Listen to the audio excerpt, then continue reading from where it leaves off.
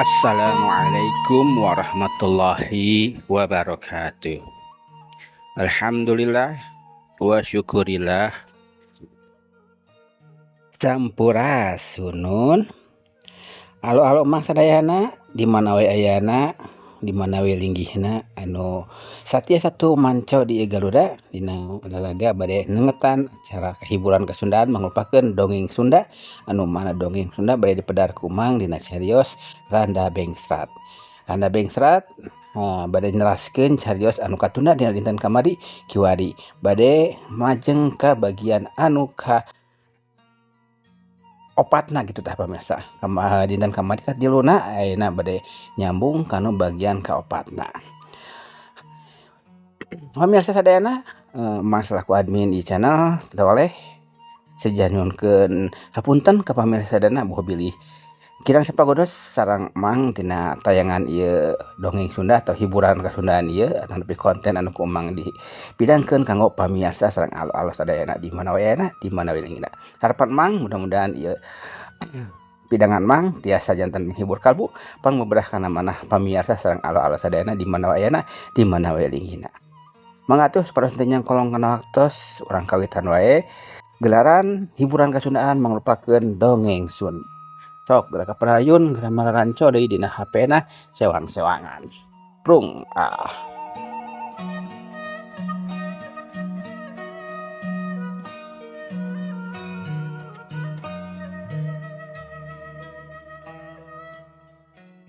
Para mitra kaum dangu, wilujeng tepang dangu sareng acara matuh dongeng enteng pangbeberahmana. Mang Jaya sapara kanca bade neraskeun hanca dongeng nu katunda carios nyambung judulna Randa Bengsrat karya Tileksa dina bagian ka-13. Kumaha lalakon Nyisari salajengna. Nah leres Nyisari teu damang, mangga atuh urang teraskeun kumargi Nyisari ayeuna parantos aya di tempat calon pimitohaeunana. Kumargi kunu janten ibu ramana Nyisari dijodokeun ka Mirja kitu para wargi. Para mitra kaum dangu, keur kitu torojol Mirja mawacai teh sagelas jeung ubar yeut. Song dibikeun kasari nempo kitu mah kapaksa ubar teh di dahar. Sabab geus heula kecap nyebutkeun rieut padahal mah rieut ge lain rieut ku kasakit liut mikiran nasib. Ulemkeun atuh ngaracara damang ceuk Mirja leos kaluar deui. Nyisari peureum siga nu nyarek sare padahal mah ukur api-api. Da pugu boro-boro hayang sare cicing didinya sasat kapaksa. Mun kongang mah hayang ngajeleng tina jandela tuluy kabur. Ambu Sura boga sangkaan Nyisari geus sare tibra padahal mah api-api. Atuh katayep Ambu Sari kaluar, Ambu Sura kaluar ti kamar, panto dipeundeutkeun lalaunan sieun ngabaribinan. Sanggeus sarerea kaluar Nyisari meletet, nu akhirna mah tuluy beunta. Harita Nyisari tuluy nyarita jero hatena. Cilaka aing kudu kumaha mun geus kieu? Aing teh jiga lauk asup kana bubu, bisa asup teu bisa bijil. Duh, Kang Karmin kunaon betega-tega teuing atuh ieu abdi katalangsara. Nyangsang dina kandang singa, ceuk hate Nyisari keukeuh ingetan mah inget ka Karmin. Malah beuki lila asa beuki manteng teu bisa dibebenyokeun. Beungeut Karmin ebreh nemongan sora asa nong toreng deui dina ceulina. Breh basa mimiti tepung kacipta dina sawangan, meuni asa anyar keneh batin Nyisari geus kagoda ku lamunan. Kabawa pu pangalaman anu geus kaliwat inget ka Karmin anu kapicangcam. Nyisari terus-terusan mikir neangan akal nu hade sangkan bisa bijil ti imah Mirja. Tapi susah milampahna sabab tadi geus nyebutkeun lieur mun menta idin rek balik teh bakal dihulag. Kabur we kitu teu pihadeun. Tapi rek naon cicing we di dieu da moal aya gunana. Duh. Nah, meni bingung-bingung teuing atunya. Nyisari ngusapan tarang susah lampah, bingung laku, bet asa kajirat ku akal Mirja. Kocapkeun di luar harita panon poe geus lingsir ngulon malah panasna ge geus pating moreret. Ari Mirja ngariung jeung Bah Sura katut Ambu Sura ngabadamikeun hasil badami jeung ading. Mirja, kumaha ceuk Mang Ading teh? Naon garapeun urang ayeuna cik geura caritakeun ka Abah? Daina mah geus puguh sarta geus salse apa aja yang geura nyaho kumaha putusanana ceuk Bah Sura nyokot hanyot ngejot padudan. Kieu Bah urusan Nyisari teh teu aya masalah naon-naon sagarupana ge lancar pokona teu aya halangan. Komo indung bapana mah estu atoheun we kedatangan kuring deh Bah. Hari putusanana kuring ditarima kalayan kabungahan. Sarta diidinan mun kawin Nisari malah mah soal waktuna ge pek etang tukeun cenah. Da ieu mah kuring rek wak cabalaka ka Abah iraha sanggupna ngawinkeun kuring teh bah. Ceuk Mirja. Ngebrehkeun hasil babadamian jeung Mang Ading. Puguh Bahsura teh meuni marah mai bakat ku Bunga sabab harpanana kacumponan. Syukur bagja kamanyangan. Abah teh Bunga ari ngadenge kitu mah. Ku Abah rek dijalankeun sabab kitu pisan ka hayang Abah ge. Soal kawin mah enteng teu kudu lila-lila. Sabab panganten awewe jeung lalaki geus aya, kolot geus satuju waragan sadia. Nah, rek ngadaguan naon deui kariplung we kadinya naha. Bahsura ngagak-gak seuri cirining keur suka ati. Seurina kadengeun ku Nyisari atuh meninggal lenyap asa ngadenge nu pikasieun. Kira-kira na Bah sanggup udan hareup. Hari maneh geus hayang kawin kitu? Bahsura balik nanya. Ieu ari Abah mah tak buru-buru neangan pipanyikeun ge. Aban geus hayang kawin kuring teh pokona mah geus bosen ulin teh lah. Hayang geura merenah we di rumah tangga teh. Alus, memang kitu ka hayang Abah ge. Tapi kelanan urang nanya heula indung maneh cing hayang iraha ibuna. Bahsura ngareret ka Ambu Sura nulang ka nyarita ukur ngabandungan. Lah ai kuring mah moal loba kahayang kumaha lalaki we. Pokona mah asal beres jeung salamet sarta kahayang budak laksana. Oh, syukur atuh ari kitu mah. Eta teh ngababarikeun ka Abahna. Daina kieu ja, Abah minta waktu 2 minggu rek ngumpulkeun heula duit keur waragana. Mun dina jero 2 minggu boga duit langsung we nantukeun waktuna akan nikah. Nganari cita-cita Abah mah yang bulan ieu keneh ngarah tereh beres lah. Nuhun atuh Bah satuju kuring ge. Tapi kumaha mun kuring hayang hiburan aya modalna keur nyewa wayang golek? Ya ulah waka. Urang ngirit we ayeuna mah padu salamet. Jaga lamun geus boga modal rada badag heuge urang ngangap wayang hitung-hitung salamatan. Namun kitu mah kuring kudu kawin deui meureun atuh. Is. Lain kudu kawin deui tapi salamatan bari syukuran mun geus boga budak kitu maksud Abah teh. Oh. Si bande kudu saka kawin sekali deui disalametkeun, cek Mirja para mitra sadaya. Harita teh para wargi sadaya. Bari nyerenge hatena Bunga nu taya papadana. Tah kitu we euy putusanna. Ngan ka hade ka Mang Ading kudu buru-buru ngabejaan, sangkan manehna sasayagian. Soal biaya sabagian gede urang nu nanggung kitu. Mangga Abah, turun Abah kitu mah. Kumaha mun Nyisari sina di dieu we lah saminggu mah nah kawidian ku Abah. Ulah dilila-lila di dieu. Bisi ngomongan batur, nu teu puguh nya teu aya saputing 2 puting pek wae. Da capek kudu balik ka ina mah. Jeung deui apan rada hareeng manehna teh lain.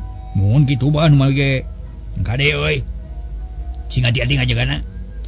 Nya mage amanat ka maneh ieu kudu sing nyaah ka pamajikan. Kudu bisa meuli hatena, kudu bisa nyugemakeun pikirna. Sabab rumah tangga teh teu gampang. Sok loba barebedanana sarta loba halangan harunganana. Jeung deui maneh kudu inget, kawin teh ieu ngalibat kedua kulawarga, nyatana kulawarga awewe jeung kulawarga lalaki. Sarta ngalahirkeun kulawarga anyar. Nyatana maneh jeung Nyisari. Tak kulantaran kitu kade sing bisa mawa diri, sing bisa ngigelan kana kahayang sarerea. Sangkan rutut raut sauyunan, ulah pagirang-girang tampian, ulah pahilir-hilirnya mandi. Lalaki kudu nyaho kana hak jeung kewajiban awewe. Awewe ge pon kitu deui, kudu nyaho kana hak jeung kewajiban lalaki. Ulah pincang jeung budak sabelah ngarasa imang. Cek Ambu Sura mapagahan ka anakna nu tereh dikawinkeun. Nya mangga atuh mak. Kuring rek nurut teh kana papatah mah, tapi kumaha mun Sari hayang misah imah? Narek dipanggieungkeun kumaha jeung ku Abah? Ari nurutkeun aturan mah nu ngimahan pamajikan teh salakina lain kolotna deuleu.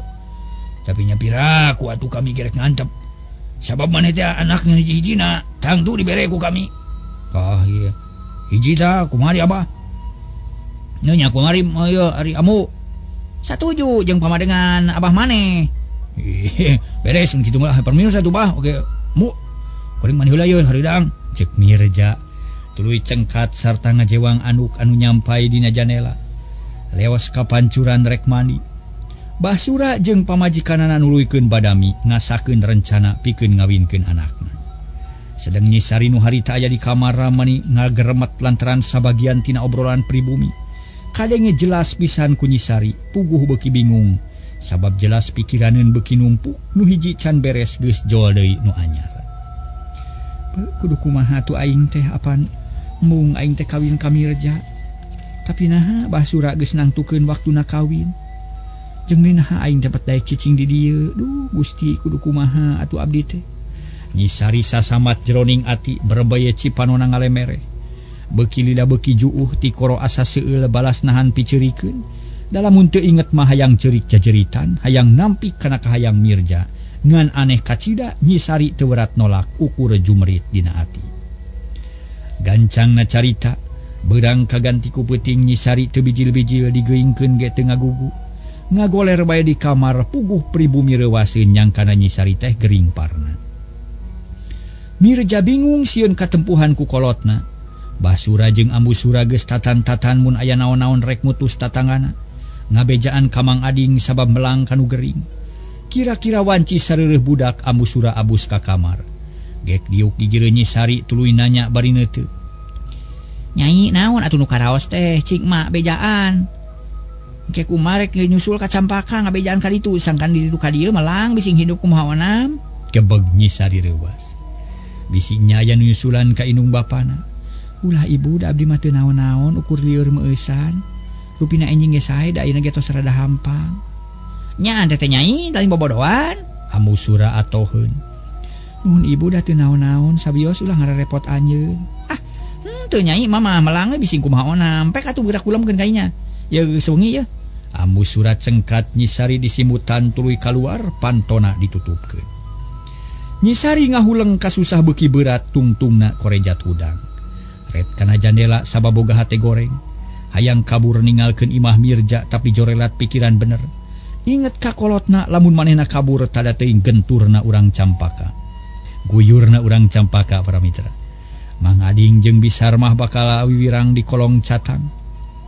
Duh aing teh katali mang kieu manjadi kudu kumaha atunya. Naon nu bisa dipilampah ku aing? Cek Nyi Sari neuteup seukeut kana jandela teng ngalamun inget deui ka Karmin. Breh jiga nu aya nu nembongan ngalangkang dina jandela. Nyeh ngajak seuri sarta dina jiga anu nggupayan. Nyi Sari ngiseg ngadeuketan kana jandela tuluy ngadakom kana kusen. Kadenge aya nu ngaharewos perbawa lamunan anu manteng pisan. Sari, keur naon cicing di dieu yu urang ka imah akang? Nu kadenge ku Sari jiga sora Karmin puguh meniku mejot. Hayang geura indit ti imah Mirja kolotrak selot jandela dilaan. Kadenge asa tarik da puguh dina mangsa peuting nu sepi jempling. Berai jandela muka breh di luar meni poek mongkleng buta rajin. Teu katempo naon-naon bakat ku poek, rei bulu punuk Sari muriding teu wani ari kudu turun wanci kitu mah.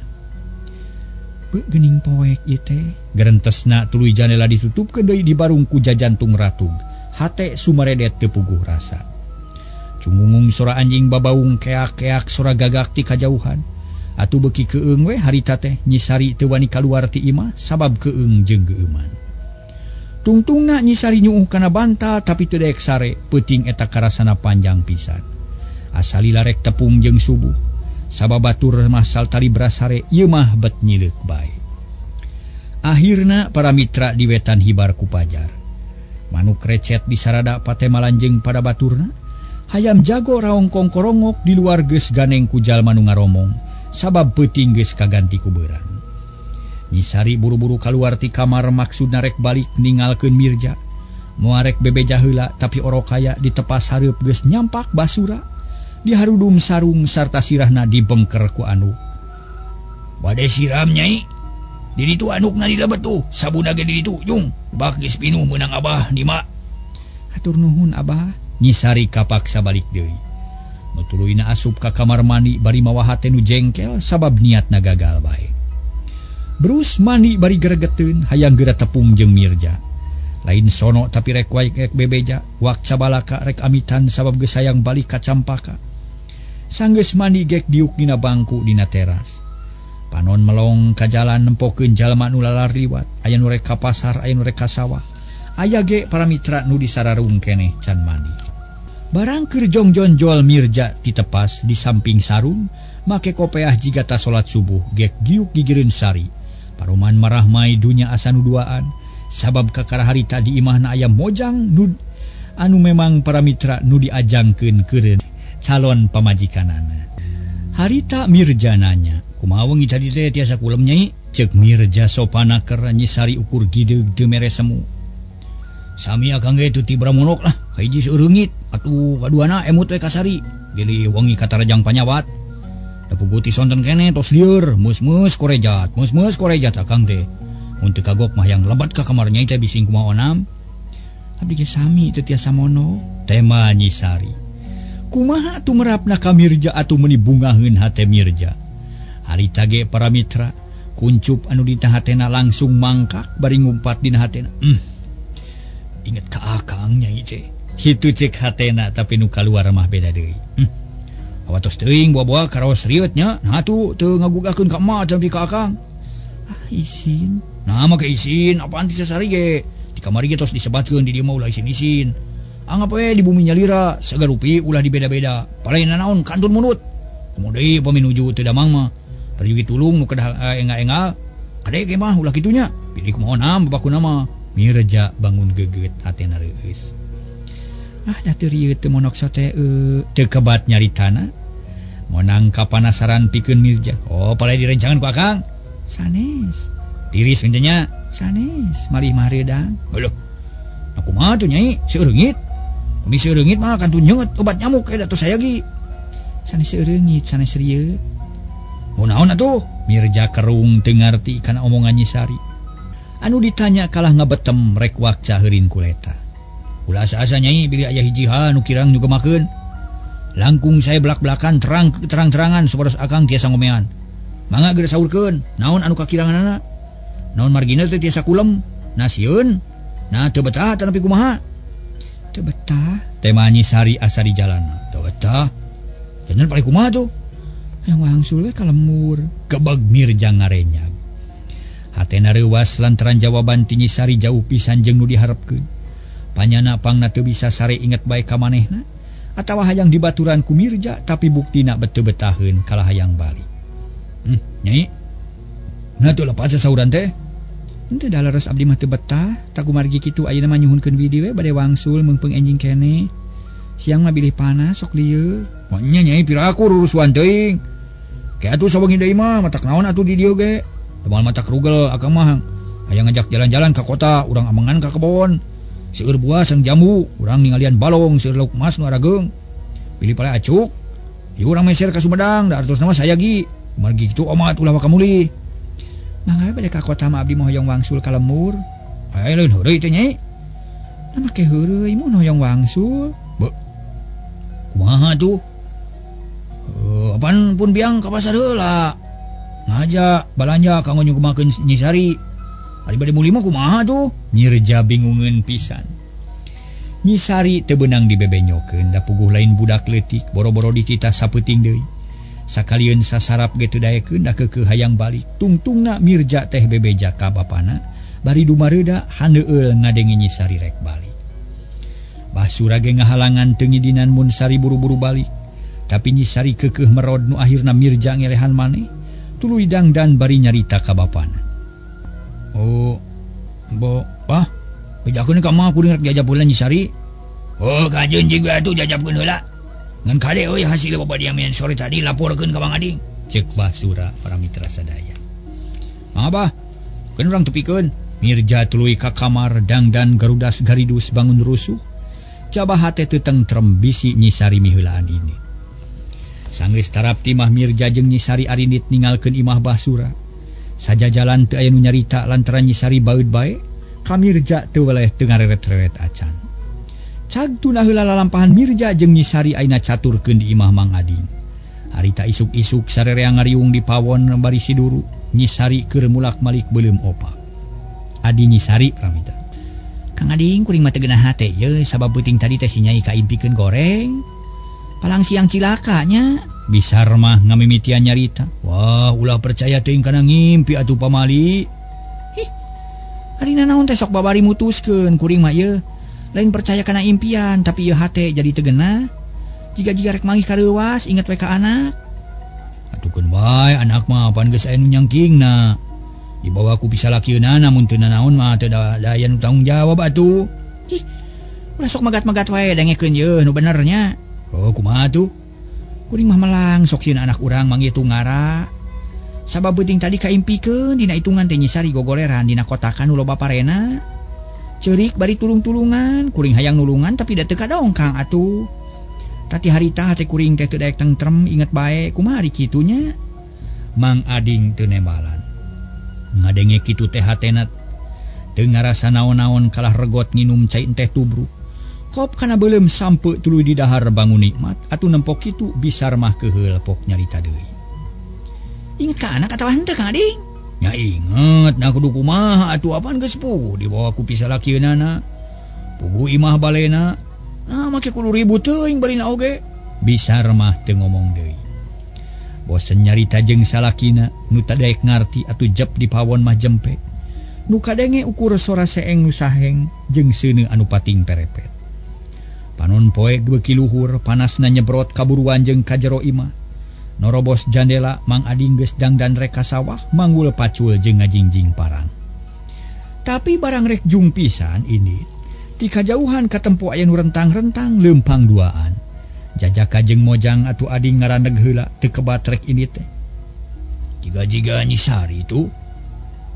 Nah wayah kieu geus balik deui nya, garentesna bari cagnuna pacul jeung parang. Tetela henteu nyalahan nu datang teh Nyi Sari jeung Mirja nu geus terpi ka lemur campaka. Barang datang bus Nyi Sari ka imah teu malire ka Mirja nu amprok jeung Mang Adi. Wilujeng wengi Bapak, wilujeng enjing Bapak bade angkat ka mana tos saged ieu teh? Wilujeng enjing Ujang ieu rek nempo paculeun ka sawah. Mangga kalebet Ujang. Mang Ading miheulaan unggah ka tepas sarta panto digeblagkeun. Bus Mirja ka tepas gek diuk bari ngarahu. Mang Adi ngageroan bisar mah torojol bisar mah nyampeurkeun. Geuning si Ujang, naon ditanginas teuing Ujang? Mohon Bu, ieu si Nyai meuni keukeuh balai mulih. Duka kunaon da teu darangkeun asa naos ditaros oge? Karna kunaon atuh? Tapikeun bae Ujang. Sina sabar we da pugubudakeun keneh anak bapa teh. Kumaha wartosna tuang Rama? Mang Ading teu kapapanjangan nyaritakeun Nyi Sari kalah nanyakeun urusan di lembur bunut. Masih keneh nuju ngabandungan acara hiburan Kasundaan mangrupakeun dongeng Sunda di channel ieu, channel Sunda Pituin anu ku Mang didamel khusus kanggo pamirsa sadana sareng alo-alo sadana anu mika cinta mika resep kana hiburan Kasundaannya mangrupakeun dongeng Sunda. Hatur nuhun kanggo perhatosanana, hatur nuhun.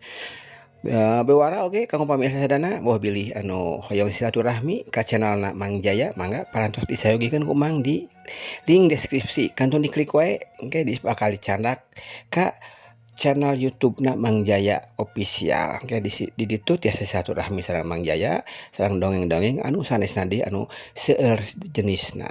Sakitu penginten pamirsa, mangga urang lajengkeun dongeng anu digarap ku Mang di channel ieu. Dina judul Randa Bengsrat di juru dongengan ku Mang Jaya, ieu dongeng karanganana Ki Leuksa. Sok kagerah parayun geura maranco deui dina HP-na sewang-sewangan. Prung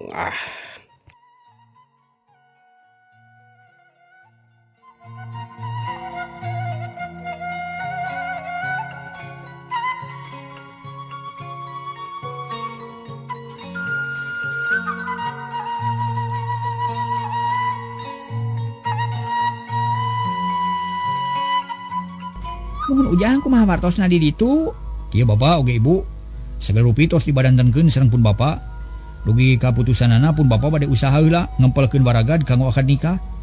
Pun Bapak nyuhunkeun waktos 2 minggu anu salajengna bade enggal ngawartosan ka dieu. Ngeunaan waktos nikah. Janten nikah teh moal langkung ti sasi ieu.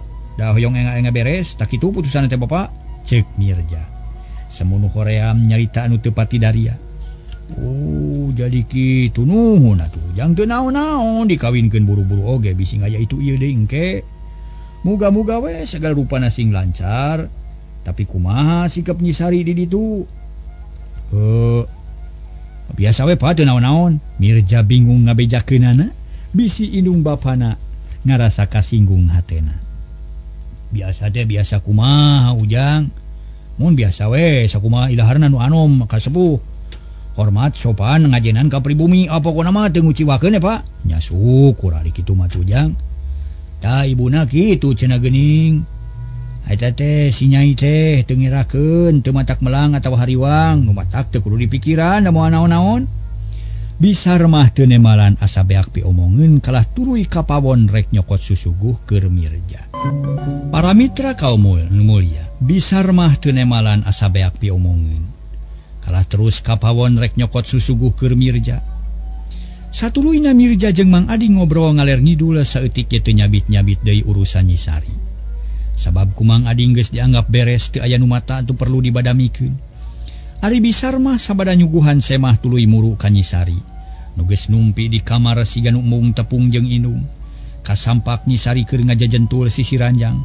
Bari carindak-dak puguh Bisar mah reuwas gek diuk di jireunana bari nanya lalauna. Aya naon ditu teh Nyai baceurik jiga nu sedih geuning? Teu betah mah teu resep teu hayang cicing di Imah Mirja. Atukeun bae wayahna sakitu mah dangke ge biasa. Yeuh, bisa we engke mamisah ulang hiji jeung mitoha jeung deui da teu kudu loba pikiran da seungah sote memehna geus jalan mah biasa we. Lain ku kitu mah tapi teu kebat nyaritana. Nah kumaha kitu? Bisar mah mimiti hariwang. Mun bisa mah bolaikeun we mah kuring mah teu suka ka Mirja teh inget we ka Kang Karmin. Kebeg Bisar mah ngarenjag reuwas. Sajongjongan mah colohok bengong tapi lila-lila sadar. Sabab geus kanyahoan ti kamari keneh ye Nyi Sari setengah dipaksa ku kolot. Atuh nyarita leuleuy ngalelemu hate Nyi Sari. Ulah kitu geulis, ulah ngabibirang ka kolot, sing inget lamun hidup kitu peta saha nu era pan kolot. Nya ari kuring kudu ngabelaan kanu kasusah kolot mak. Ari emak jeung bapa teu ngingetkeun kana perasaan kuring. Geus we Nyai lah ulah mamawakan hal eta ieu mah. Sang hareupan nu sarupa hidup tetep kudu daek kawin ka Jang Mirja. Sabab ku bapa geus dijadikeun malah geus nangtukeun waktu pan kawin teh. Bieu Jang Mirja laporan yen kawin teh bulan-bulan ieu cenah. Hidup kudu ngarasa bagja sabab batur mah dibelaan duduku nyiar pelet hayang kitu teh. Ari hidup karidak we kari daekna. Milih nu kumaha deui ieu? Ceuk Bisar mah. Ayeuna jadi terus-terusan ngalelemu ka anakna sangkan daek kawin sedengkeun bareto mah ngahalangan kana niat salakina. Nyi Sari teu nemalan sabab boga rasa yen ngomong ge taya hartina. Dabongan pamadegan indungna teu bisa dirobah. Tungtungna Nyi Sari mebeutkeun maneh kana kasur nyuuh bari inghak-inghakan. Nempok kitu Bisar mah samar polah akhirna anakna ditinggalkeun. Ditinggalkeun sorangan tuluy nyampeurkeun ka tepas. Barang rek gek diuk kepok Mirja nyarita. Oh bapak abdi teh sanes kirang sono ieu nanging dinten ieu teh saleresna mah gaduh acara ieu teh. Bade ngalereskeun ical galuh muning sareng banarna. Kumargi kitu bade amitan we Bu, oge bapak. Ceuk Mirja tuluy munjungan ka Mang Ading jeung Bisar mah. Nah aing ngalanteuing atuh ujang. Mun kapaksa Bu lah margi aya repot ieu abdi teh. Engke sanes waktos lah. Bade ka dieu punten we titip Nyi Sari nya bilih aya kapal lainna mah. Engale wartosan abdi. Ceuk Mirja aksi pisan. Mangga atuh ujangkeun ku ibu ke moal diabur da ayeuna ge. Sanggeus amitan. Mirja ngingkig balik hatena teu pati sugema. Sabab nyaho Nyi Sari teu pati ngadep ka manehna. Malah aya tanda-tanda rek rubet da manehna balik ge teu nemonan. Tapi para mitra Mirja teu leutik hate. Sabab pageuh nyekel kecap kolot. Nu tangtu bisa dipake patokan Su'a Sari mah babari bisa diolo atawa dipaksa kitu ceuk pamikir Mirja. Kacaturkeun Mang Ading jeung Bisar mah harita guntreng nyaritakeun kaayaan Sari nu sanyana. Dina akhirna Mang Ading nyokot hiji putusan pokna teh. Keun urusan Sari mah ulah dipake bingung manehna. Budak mah kumaha kolot we, ceuk kolot hideung. Mun teu ngagugu, kapaksa kudu dikerasan. Kitu ceuk Mang Ading tandes naker. Bisar mah teu ngomong deui kapaksa kudu ngagugu ka salakina. Cik si nyaina sina ka dieu urang papatahan. Leos Bisar mah muru ka kamar Nyi Sari. Teu wudu rada lila ari sabab Nyi Sari teh seuseut daek. Sanggeus araya ditepas gek Dariu. Nyai, bapa terek nanya. Kumaha daek dikawinkeun ka Mirja? Mumpalah batalkeun we, Pak. Jawab Nyi Sari tandes. Ke heula ulah waka nyarita kitu. Ayeuna jawab heula pertanyaan ti bapa hiji deui. Naon sababna make embung?